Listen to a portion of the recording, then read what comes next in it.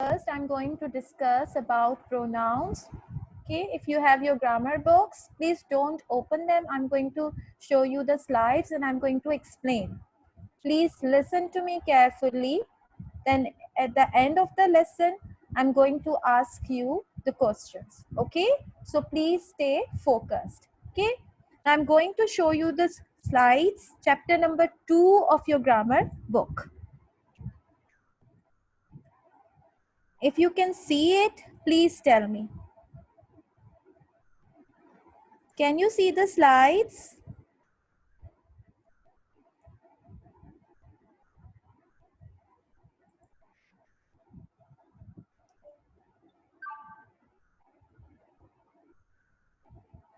Okay.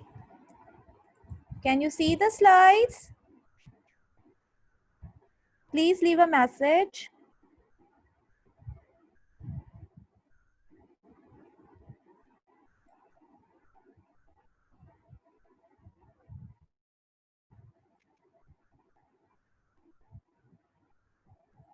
Can you see the slide now?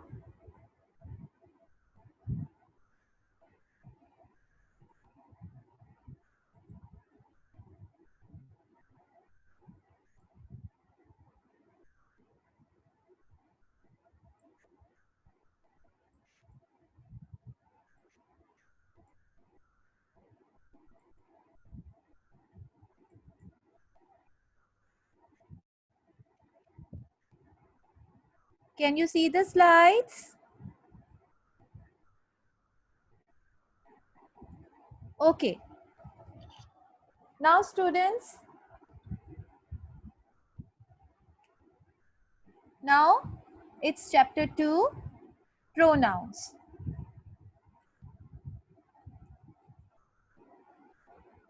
What is a pronoun?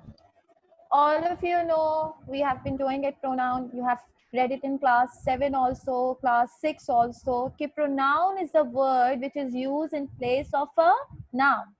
Instead of a noun, we use a pronoun because we cannot repeat the same words again and again. For example, Javeria is my friend. Javeria is my class fellow. Javeria is a very nice girl. Javeria is very intelligent. Javeria comes to my house. We cannot repeatedly use the word Javeria again and again. Okay. So now what we use in place of Javeria? We are going to, we will use the pronoun she for Javeria. Okay. Like Javeria is my friend. She lives near my house. She is my class fellow. She is a very good girl. So which pronoun we have used in place of Javeria? She. Okay. I, you, he, we, me, mine, him, his, her. These are all pronouns. The first type of pronoun, if you can see, is personal pronouns. Personal pronouns are of 3 types.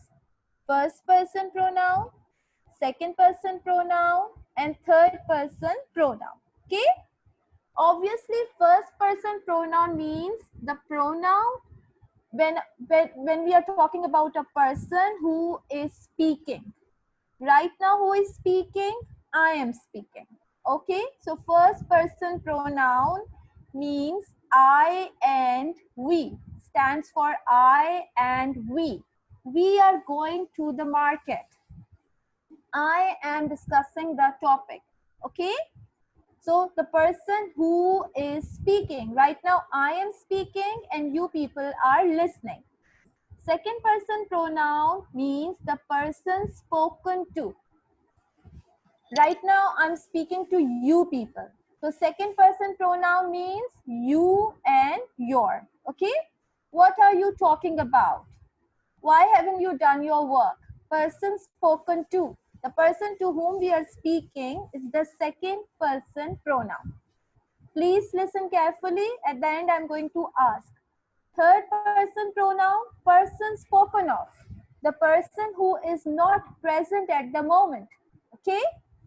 He must have done this. He. They must have gone to the party. They. Okay? The person spoken of means the persons who are not rightly present at the moment. Okay, he, she, it, they are third person. So personal pronouns are of three types: first person, second person, and third person. First person, the person who is speaking; second person, the person to whom we are speaking; and the third person, person spoken of, who is not present at the moment. Okay. Now, the second type of pronoun is possessive pronoun. Possessive pronoun refers to possession or ownership. Okay, ownership means something which is your property, something which belongs to you.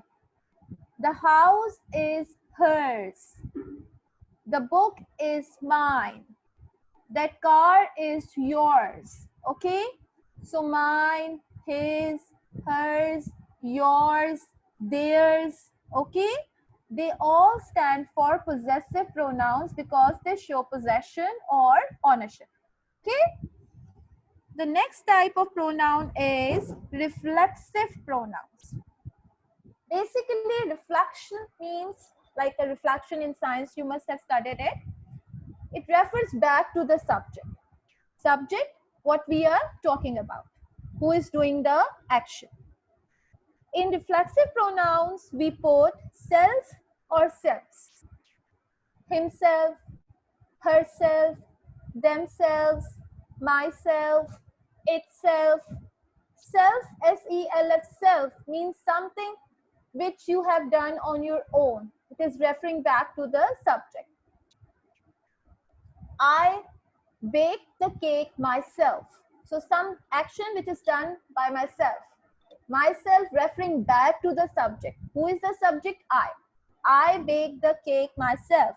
In the example, you can see Hira fell down and hurt herself. Herself is referring back to Hira. Hira is the subject. Okay. So reflexive pronouns refer back to the subject in the sentence. Hira is a girl. Which pronoun we use for a girl? She and her. Okay. I made the cookies myself. Myself is reflexive pronoun which is referring back to I, the subject. Okay.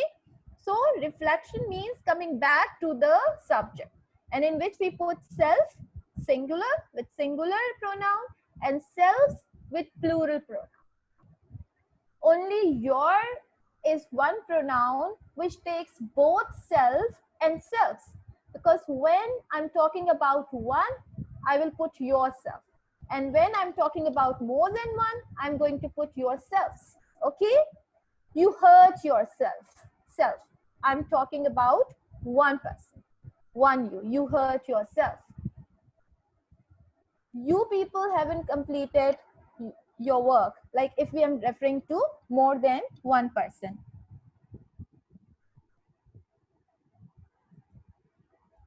Okay, demonstrative pronouns. Demonstrative pronouns are pronouns which use to point out a noun. Okay, any noun, a person or a thing. There are only 4 demonstrative pronouns, so no confusion in that. This, that, these, those. This and that are singular. These and those are plural. Okay, this refers to nearest things. That refers to things which are at a distance. Okay, for example, that boy is my friend. That boy. Okay, you're referring to a person, you're pointing out a person. I like the photographs. These are very nice. Okay, like you are looking at the photographs and they are near to you, so you are going to say these are very nice. Okay, that picture looks nice. The picture is hanging somewhere on the wall and you are going to point out at the picture and you are going to say that picture looks nice. Okay, so we talk about personal pronouns, first person, second person, third person. Then we talk about possessive pronouns. Possessive pronouns show possession and ownership. Then we talk about reflexive pronouns, which refer back to the subject, myself, himself, herself, themselves. Then we talk about demonstrative pronouns, which is used to point out person or thing, this, that, these, and those. Okay. Now, Indefinite pronouns. Definite something, if we say definite, definite means compulsory, something specific, particular. Indefinite, which has no limit. So it refers to person or thing in a general way. Okay, we don't know who is the right person behind this thing. Okay, we typically don't know about it. We are just referring in a general way, casually. Somebody has come, we don't know who. Something is missing, we don't know what. Anyone has come, we don't know who has come, actually who has come. Everybody is present, we are not particularizing the things. Okay, so what happened? Something is missing, everyone is present, somebody has gone. Okay, all have come. Mostly indefinite pronouns take a singular verb. They take a singular verb. Okay, all indefinite pronouns take a singular verb. Everyone is present, something is missing, someone has come. Okay, do you understand? The next is interrogative pronouns used to ask questions. Simple. Who, whose, which, whom, that. What are you talking about? Whose book is this? Okay. Uh, who has thrown away the book? To whom are you talking? These are all interrogative pronouns. Obviously, interrogative means refers to asking questions. And questions words are mostly who, whose, which, whom, that. Then is relative pronouns. Relative pronouns is used to refer something which is mentioned earlier in the sentence. Okay, the beginning, in the start of a sentence. Mostly it is used to join the sentences or the two clauses. Okay, we join, they are mostly 5 in number. We are going to use who, which, whose, whom, and that. Okay, who, whose, and whom used for people, human beings. Which and that are used for animals or non-living objects. Okay, for example, the house. House is a non-living object. We cannot use who for a noun or whom for a noun. The house that was advertised is sold. This is the man who was injured in the accident. Okay, this is the girl whose mother is in the hospital. That was the boat which was drowned last week. Okay, so you have to join the sentences with relative pronouns depending on the subject. Okay, if the subject is a living thing or a non-living thing. Okay, so now students, I've explained all pronoun is used in place of a noun, the types of pronouns, possessive pronoun, personal pronoun, reflexive pronouns, demonstrative pronouns, and indefinite pronouns. Okay, interrogative pronouns. Okay, I hope you have understood. At the end, I'm going to ask you the questions.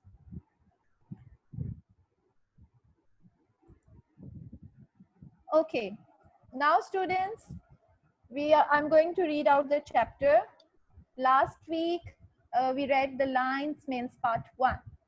Mane, I've told you that mane means the hair on the neck of a lion or a horse. Okay, these are called the mane. And in the first part, a man got killed. Macpherson was killed in a very painful manner. And Sherlock Holmes, basically Dr. Watson used to narrate the story in which Sherlock Holmes is a character. But in this story, like last time I've told you, Sherlock Holmes himself is narrating the story. So in this part, he's going to find out the culprit. Maybe we'll not be able to finish the whole chapter. Okay, so if we will not be able to finish the whole chapter, we will finish it in our next lesson. Okay, students, at the end of the lesson at 1:30, when I'm going to ask you questions, on your right hand side, there are 3 dots you can see. So when you are going to click the 3 dots on your right hand side, an option will come to raise your hands. So whoever wants to ask a question, please click the option, raise your hands. Then I'm going to answer you. Okay? And please listen to the story carefully. Then I'm going to ask you the question answers at the end of the story. Okay, I'm going to start Oxford Progressive English, unit number 3, page 58. All of you please open page 58. 58. OPE, unit 3, page number 58. The Lion's Mane, part 2.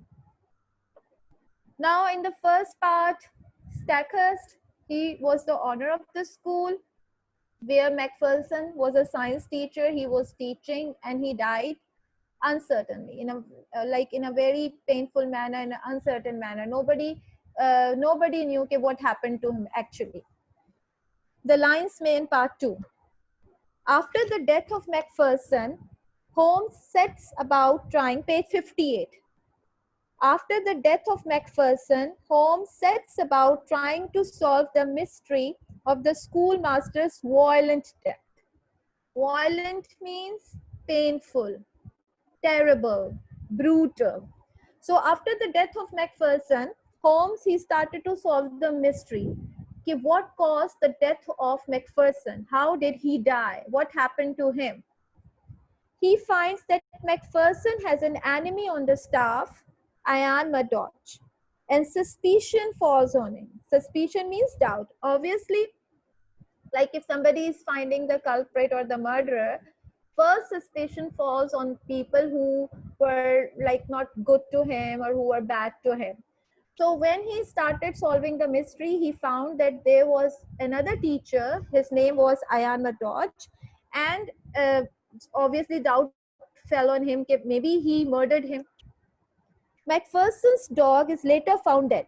After the death of Macpherson, after a few days, his dog was also found dead, having suffered the same agonizing death. I've told you last time the meaning of agony. Agony means painful. So agonizing means painful death. When it had gone down to the beach in search of its master. Then Ian Murdoch, the suspect, almost dies in the same way. He was also about to die, but he survived. When he goes to swim at the same pool on the beach. While Ian Murdoch is recovering in Holmes' house, Holmes and the local police inspector visit the beach. Holmes thinks that he has solved the mystery and is looking for the evidence. Evidence, proof. Is he looking for the same thing as you would be looking for? We don't know, okay? So what happened? The person who was doubtful, that person on which the suspicion fell, that person also suffered the same thing. When he went down to the beach, he was also about to die, but somehow he survived and he was recovering in Holmes' house. Now Holmes, he went to the beach with the local inspector because he thought that he found the culprit. He has the evidence. Page 59, paragraph 5, because we are continuing from the first part. So that is why they have mentioned paragraph 5. Most of the pool was quite shallow. Shallow means not in depth, okay? It has less depth. So basically the pool was shallow. There was not that much water, okay? But under the cliff where the beach was hollowed out, it was 4 or 5 feet deep. It was to this part that a swimmer would naturally go, for it formed a beautiful green lagoon as clear as crystal. Lagoon, if you have learned the meanings in the vocabulary, pool of water. So basically, the swimmer would love to go down to the cliff where there's a beautiful green, because it was forming a beautiful pool water of green color. That is why the swimmer naturally would love to go to that place. Okay? It was very clear and very clean. A line of rocks lay above it at the base of the cliff. There was a big line of rocks over there where they went down for swimming, okay, down the cliff. And along this, I led the way. Who is I? Sherlock Holmes. Now he has gone to find the culprit. Peering eagerly. Peering means looking closely, looking carefully. He wanted to find out what actually is happening inside the pool water. He wanted to see. Is there some kind of fish or whatever it is? Okay, so you know some fish can be dangerous, deathly also. Peering eagerly into the depths beneath me, I had reached the deepest and stillest point. So he kept on walking and looking down till he reaches that side, which was the deepest side, and the water was still over there. There was no movement in the water. When my eyes caught that for which they were searching, and I burst into a shout of triumph. Triumph means success. So suddenly he found what he was looking for. Okay, so his eyes brightened up and he shouted because he was finally successful in finding the murderer, in finding the culprit. So who was the murderer? Cyania. I cried, Cyania, behold the lion's mane. Cyania basically is the largest species of jellyfish. It is a jellyfish and it is poisonous. It is dangerous, very dangerous. So basically, who caused the death? Cyania capillata. It was just like lion's mane because it has yellow tresses. If you can see in the picture, this is the picture. And it has yellow golden tresses here. Tresses means like Goldilocks has long golden tresses. Tresses means long hairs. So that is why he has called it, he has compared it to the lion's mane, because the lion has also thick hair on his neck, just like Cyania. Paragraph 6. So in the paragraph 5, Sherlock Holmes was successful in finding the murderer who was causing the death, due to which Macpherson died, Macpherson's dog died, and Ian Murdoch was about to die. Okay, so actually the murderer was a jellyfish known as Cyania capillata. Paragraph 6. The strange object at which I pointed did indeed look like a tangled mass. Tangled means twisted, like if we do not comb our hair for a long time, our hair are tangled, okay? Not neat and clean. So it just looked like a tangled mass torn from the mane of a lion. It lay upon a rocky shelf some 3 feet under the water. So the jellyfish was lying on a piece of rock, okay, which was 3 feet down under the water. It was a curious, waving, vibrating, hairy creature. So it was waving like this. It was moving like this, with streaks of silver. In the picture, you can see streaks of silver, golden, silver, yellow tresses. Among its yellow tresses, it pulsated with a slow, heavy dilation and contraction. Okay, pulsated means like when we breathe in and out, in and out, in and out. So it was breathing, okay, with the slow heavy dilation and contraction. Sometimes it becomes wide, sometimes it becomes narrow. Okay, dilation means to become wider, okay, contraction means to become shorter. So it was breathing like this. When it breathes like this, then it dilates and it contracts. Okay, so in paragraph 6, Holmes has described the creature. It was a curious, waving, vibrating, hairy creature. It has streaks of silver with yellow tresses, and it was continuously breathing with a heavy dilation and contraction. It has done mischief enough. Its day is over. I cried. Help me, Stackhurst. Stackhurst, the principal of the school, the owner of the school.